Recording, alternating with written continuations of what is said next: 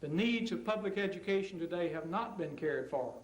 In fact, there are some 3,000 trailers and makeshift classrooms housing 90,000 students in Alabama today. And those students are going to school in those makeshift conditions in class sizes exceeding 35 and 36, 37 in many areas. So one cannot say that public education's needs have been taken care of. We've heard just the last week or two about the term proration.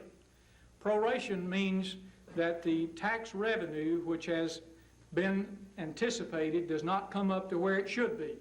The legislature appropriated more than the revenue will generate, it appears, this year. Thus, under the Fletcher Budget Act, the state must declare a state of proration, meaning simply the difference between what is appropriated and what's come in is cut out, and only that which comes in is spent and allowed to be spent. That which is appropriated is just cut back to that level.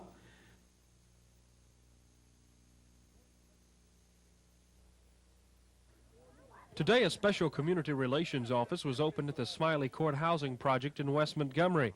Smiley Court has been the scene of increasing crimes of vandalism, burglaries, and crimes against the elderly. The police department hopes by opening up an office where the residents can make complaints, the crimes can be discouraged. Various city officials gathered with Sergeant John Anderson of the Community Relations Division of the Police Department as the center was opened. Effective this date, we will be out here at this Community Relations Office enforcing the law, arresting violators of the law, and we're not out here to play because I know the people of this community as well as the city of Montgomery are sick and tired of the violent attacks against the senior citizens and against the vandalism that causes thousands upon thousands of dollars of our monies. And so we're going to start today with the Operation Tango team, who you see over here to my left behind Chief Swindle. They will be involved with the actual taking care of business, what we call TCB. The members of the Tango team appeared confident that the project would help reduce crime in the Smiley Court area. They say results should begin showing up immediately. Dennis Latham, WSFA TV News. We're excited about it and yet a little bit apprehensive too because we have so many new people. We probably have as much talent, maybe more than we've had since I've been here. So we're excited that we have a little more height than normal. We have a 6'9" center, a 6'7" center, but neither one of them have been with us before, and so that's part of the problem. And then we're trying to develop a point guard, somebody that'll take charge and take over out there. Well, this 2 years, when you get that guy, the big guy with some potential, it's kind of sad that you can't keep him longer than 2 years, isn't it? If you ever find a good one, you'd like to keep him 4 years, especially playing against junior college. Of course, every year we have the turnover, but of course everybody we play against has the same problem.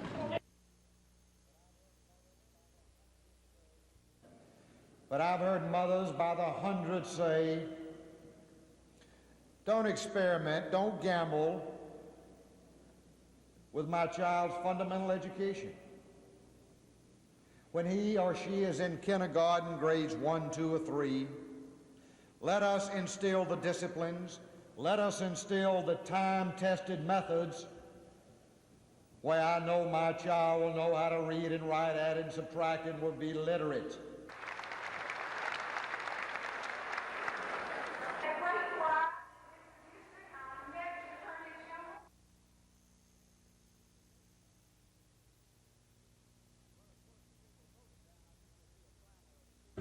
Well, of course, if it were voted down, I think there'd be a clamor of the people for that to happen. I don't know if Governor Wallace, Governor James, or some other governor would have to do the calling of the legislature, or maybe there's time for Governor Wallace to do it. But I don't think we're going to see that. I think the people will vote in favor of Amendment Number 1. And as Governor Wallace said today, it's just as simple as if you're in favor of keeping the property taxes in Alabama low, which we've got the lowest rate of property tax in the nation right now. If you're in favor of keeping it that way, then vote for Amendment Number 1.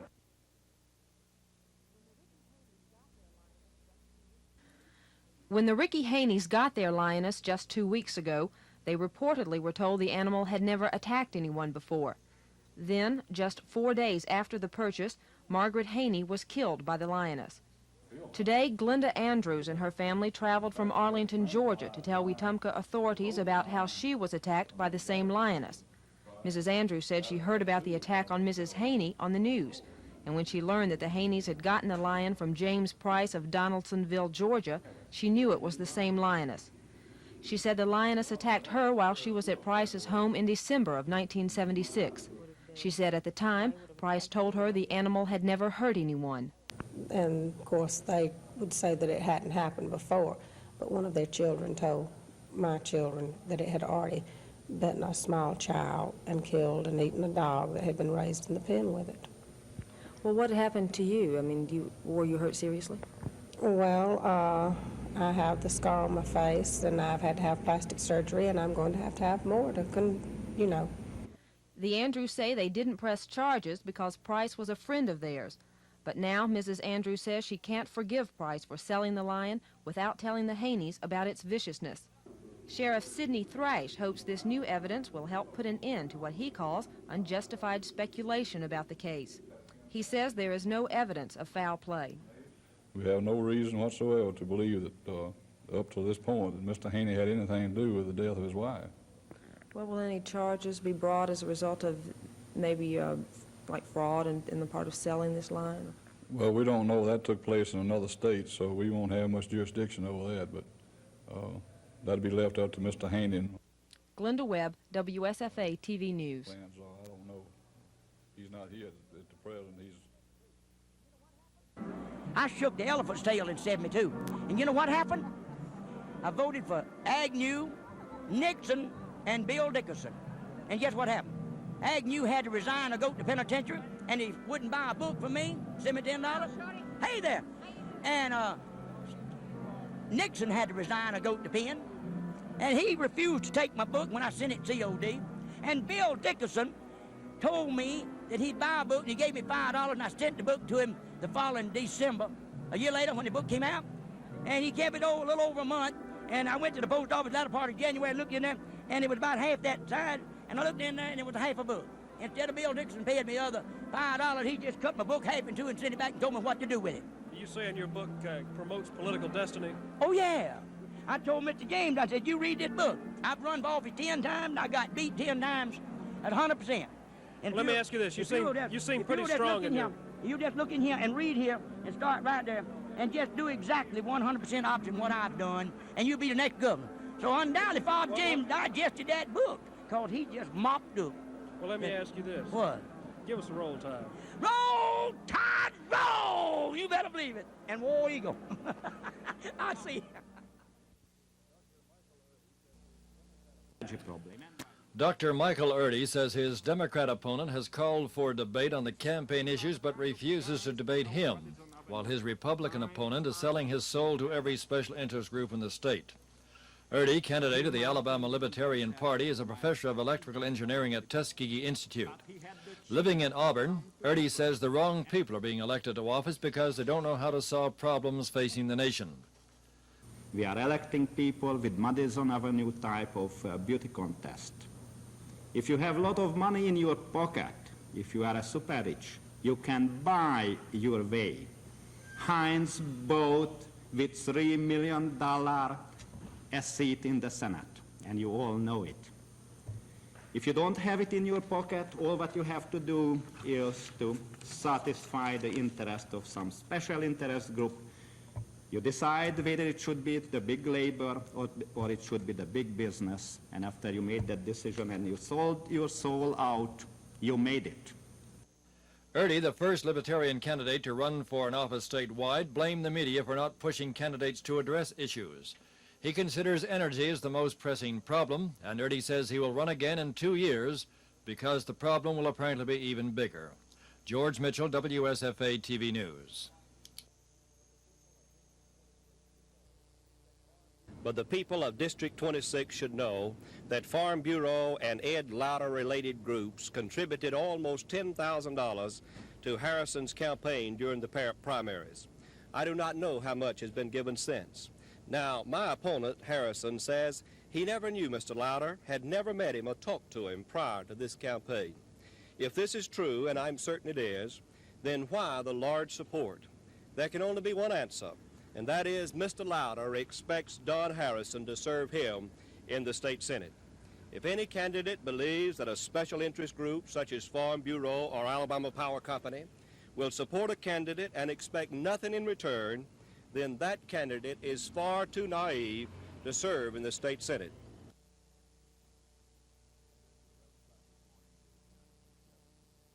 At 11 o'clock this morning, the counties of Jefferson, Sumter, Blount, St. Clair, and Walker were added to the list, which now totals 10.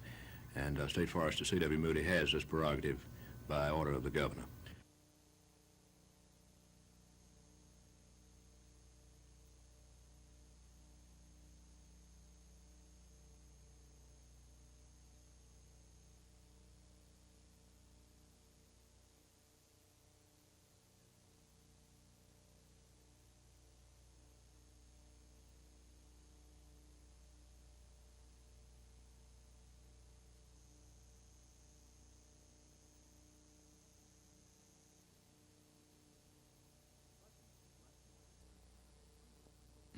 Second Congressional District candidate Wendell Mitchell has responded to comments made by incumbent Bill Dickinson to a Civic Club luncheon yesterday in Montgomery. Mitchell says he was not influenced by the fact that he was living in an apartment owned by the vice president of Louder Insurance Company on a $100 a month contract payable in one lump sum. Dickinson alleged possible ethics law violations in the issue because Mitchell chaired a Senate Insurance Committee. I entered into a contract, an agreement that I thought was fair to me. It was fair to the owners of the apartment. I kept my agreement. I dealt with the management of that apartment, and I paid that from my personal funds. Mitchell countered Dickinson's package of some 100 sponsored bills by saying computer printouts from the U.S. congressional records show they all died in committee. Mitchell then accused Dickinson of only being a part-time congressman.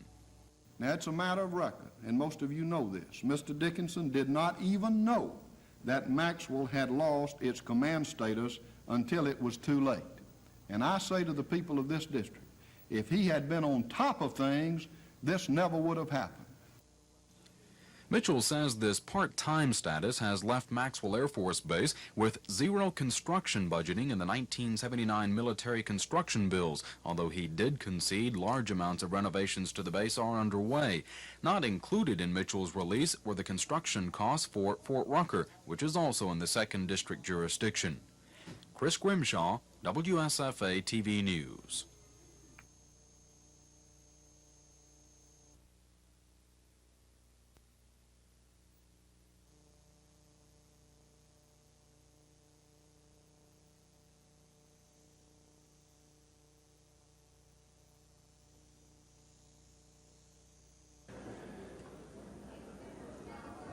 Senator Donald Stewart is making a great record. I've read some of his record as a state senator, the fight he's made for the people and holding down interest rates and holding down utility rates. And we need that, and we also need an idealistic young Democrat, which he is, to help us lead this nation the direction it ought to go. Alabama has had a lot of influence in the Washington scene as long as I've been there. And I hope Alabama will continue to have a great deal of influence.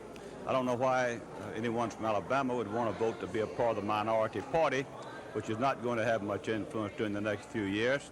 That is pretty well for certain. When the Democrats are going to be in control of both the House and the Senate, and we're going to have a Democratic president of the same party as a majority in both houses, the way to increase their influence would be to have someone of the same party as your other senator, and also the same party as the majority.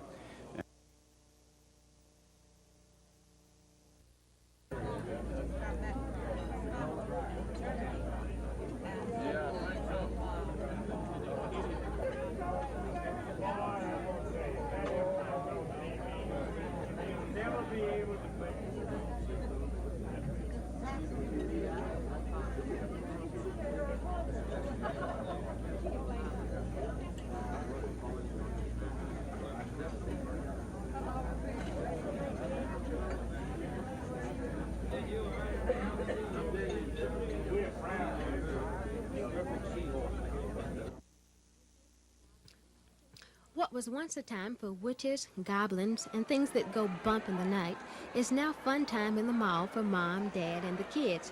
Tonight, merchants at Eastdale Mall invited kids to trick-or-treat at the 90 stores participating in the Halloween celebration.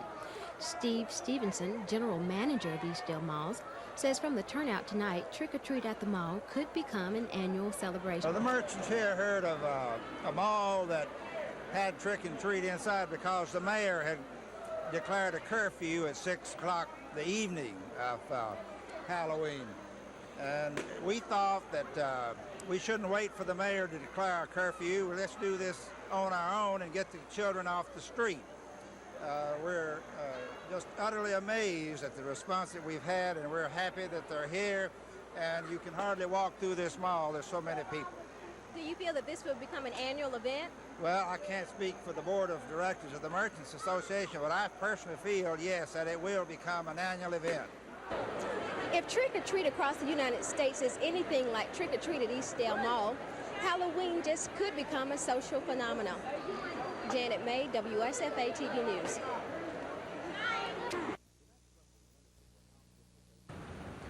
The next representative for House District 82 will come from here in Prattville, where both the Republican and Democratic candidates live.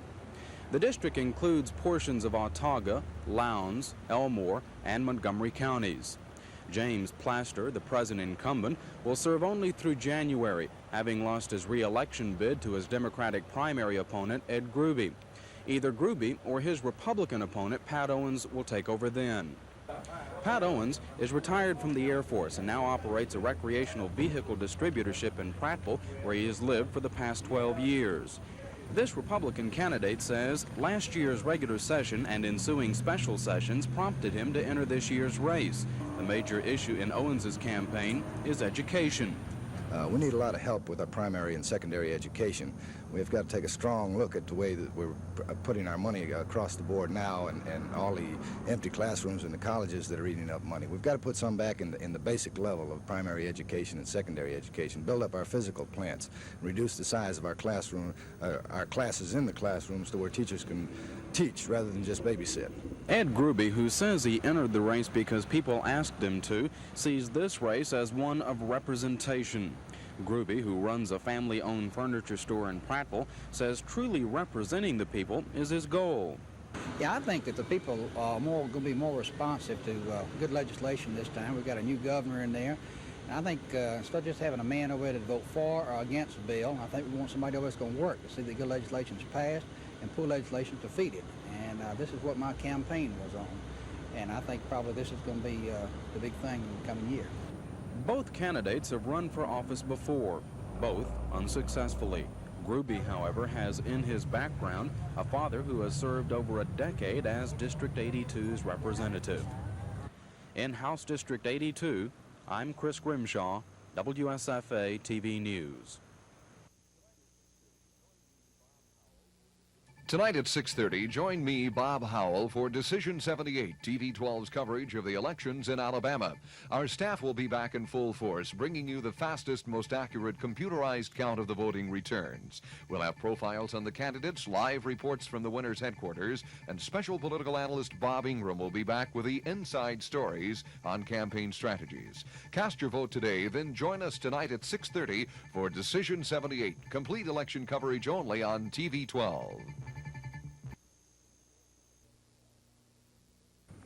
As a cold front approaches Alabama, it brings with it good news and bad news. The bad news concerns the forest fire situation. High-speed winds will accompany the cold front, which will help to spread the fire.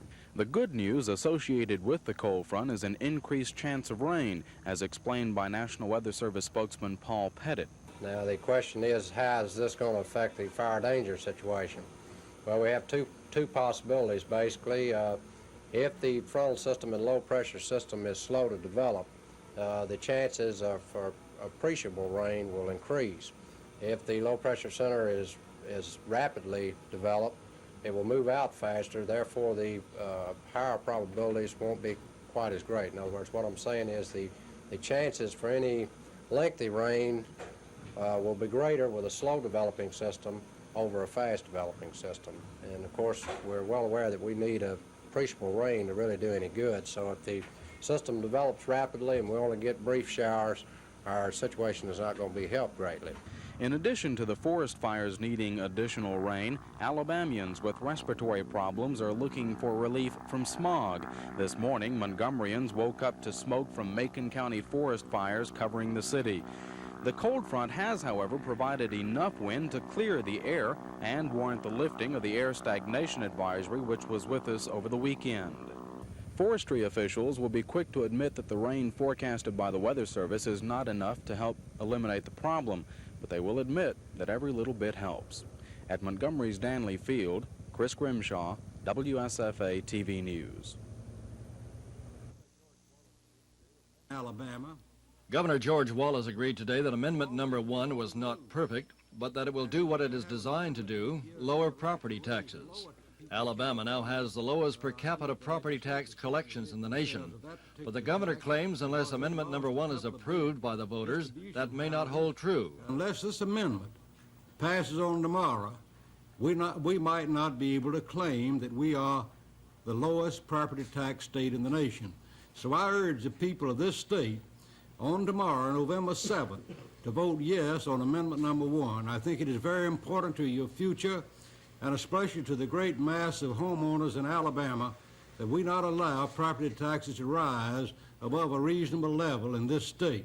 Wallace also received the backing of his complex property tax plan from the leaders of the state Senate and House. I believe that this is in the best interest of the homeowner, the small businessman, the farmer, and all who are affected, and it would be a terrific mistake to buy the proposition that's been put forward by a very high-powered, well-financed campaign to defeat the amendment. The court order never did say that it was to be a revenue measure. It was an equalization measure. It has developed now, it appears, by some interest that they want it to become a revenue measure. The news conference was confined to Amendment Number 1. Questions and other matters were not permitted. From the state capitol, George Mitchell, WSFA TV News. Turnout in general elections and primaries. What do you forecast for tomorrow, and why do you forecast?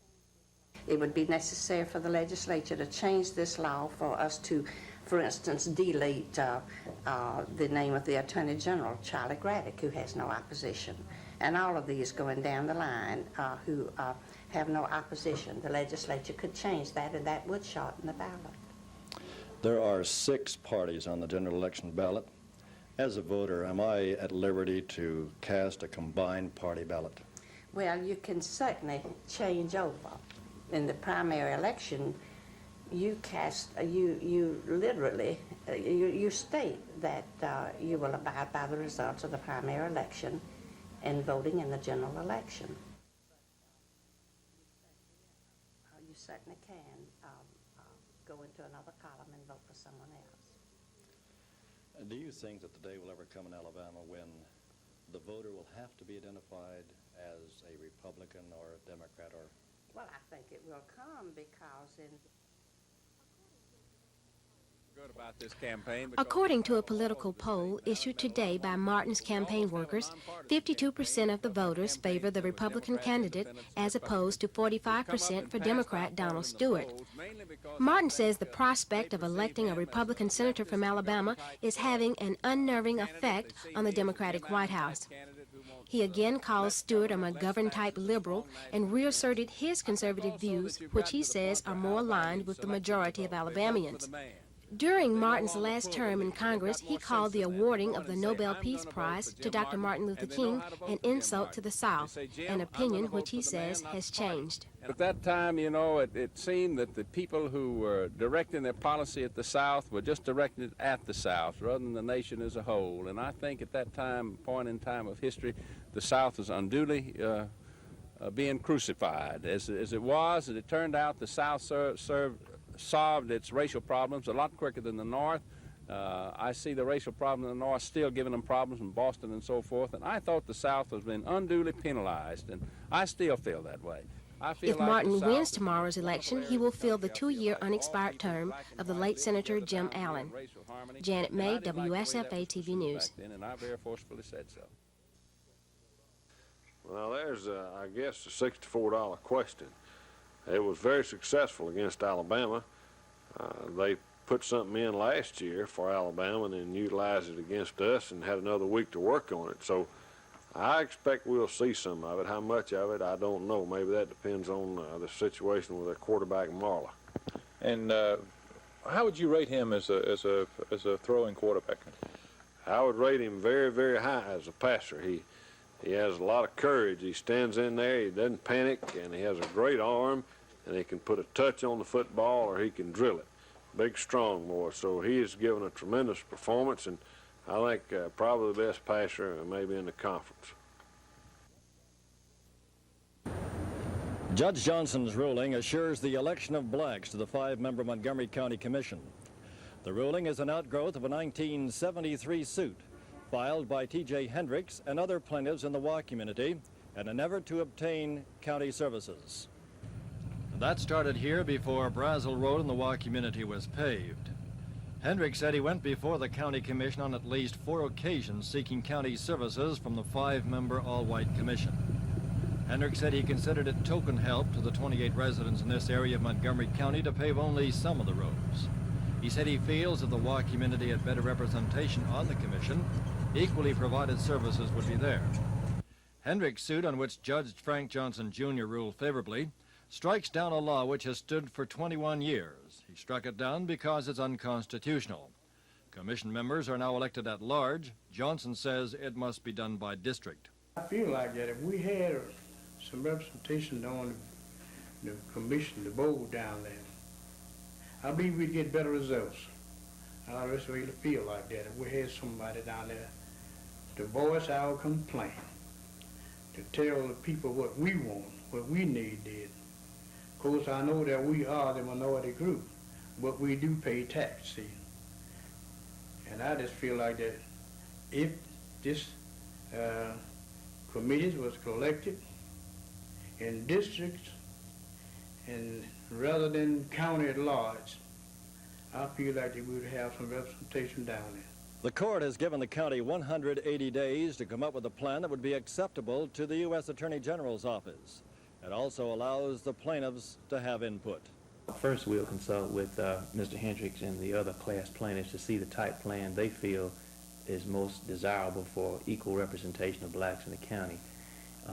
The court order allows the plaintiffs to have input in the plan and hopefully to come up with a joint plan. The plan that the plaintiffs presently are interested in, and the one that the plaintiffs had agreed on before today, was to use 5 districts that would be the same as the legislative districts for Montgomery County. Johnson's order also said the Montgomery County Commission has discriminated against blacks in providing recreation facilities, employment, and in the appointment of county boards. Attorneys for the commission say they want to meet with members before issuing any statement on the federal court ruling. George Mitchell, WSFA TV News. Secretary of State Agnes Baggett and her staff were counting votes today for the non-constitutional offices and the 7 amendments on the November 7th ballot. Non-constitutional offices include the U.S. Senate, the Public Service Commission, state representatives and senators, and county officials. The constitutional offices, which include governor, lieutenant governor, and attorney general, will be certified by the Speaker of the House no later than 5 days after the beginning of the legislative session. Also present for today's counting, as required by law, were representatives of the governor and the attorney general. The election totals from Marengo and Lee counties still have not been received by the Secretary of State. Mrs. Baggett says she hopes they're in by tomorrow so that the results can be certified. Once the returns from all counties are certified by the Secretary of State, they'll be sent to Governor Wallace, who will then proclaim the election of non-constitutional officers official. Glenda Webb, WSFA TV News.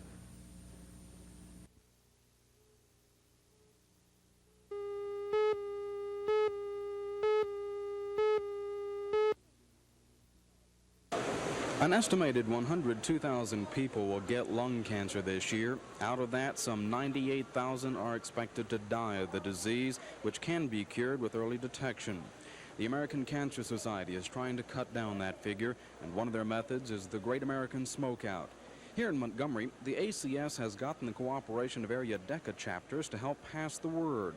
Booths were set up in Montgomery malls, and cowboy-dressed DECA club members rounded in smokers in hopes of getting them to quit. ACS volunteer Kathy Tatum says their goal is to get smokers to at least try putting cigarettes, cigars, and pipes down and try the life of a non-smoker. What were the accomplishments of the Great American Smokeout last year? This is an estimation, but we felt that we reached about 68% of all smokers in Montgomery County. And what are you hoping to accomplish this year? We're hoping to reach every smoker in Montgomery County. Some couldn't even find the willpower to quit for even a half a day.